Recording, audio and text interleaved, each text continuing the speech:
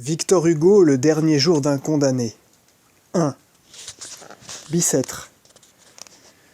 Condamné à mort.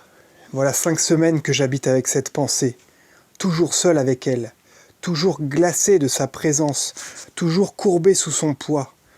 Autrefois, car il me semble qu'il y a plutôt des années que des semaines, j'étais un homme comme un autre homme. Chaque jour, chaque heure, chaque minute avait son idée.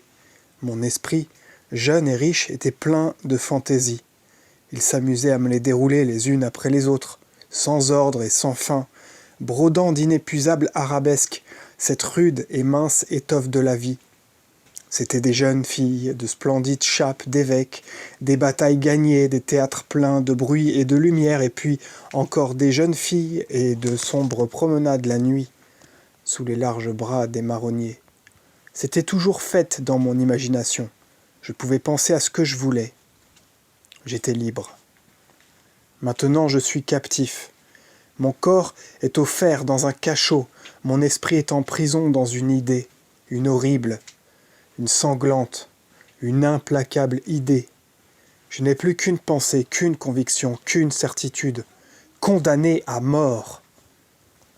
Quoi que je fasse, elle est toujours là, cette pensée infernale, comme un spectre de plomb à mes côtés, seule et jalouse, chassant toute distraction face à face, avec moi misérable, et me secouant de ses 2 mains de glace quand je veux détourner la tête ou fermer les yeux. Elle se glisse sous toutes les formes où mon esprit voudrait la fuir, se mêle comme un refrain horrible à toutes les paroles qu'on m'adresse, se colle avec moi aux grilles hideuses de mon cachot, m'obsède éveillé, épie mon sommeil convulsif et reparaît dans mes rêves sous la forme d'un couteau.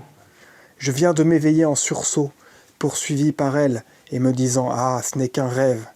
Eh bien, avant même que mes yeux lourds aient eu le temps de s'entr'ouvrir assez pour voir cette fatale pensée écrite dans l'horrible réalité qui m'entoure, sur la dalle mouillée et suante de ma cellule, dans les rayons pâles de ma lampe de nuit, dans la trame grossière de la toile de mes vêtements, sur la sombre figure du soldat de garde dont la giberne reluit à travers la grille du cachot, il me semble que déjà une voix a murmuré à mon oreille « Condamné à mort !»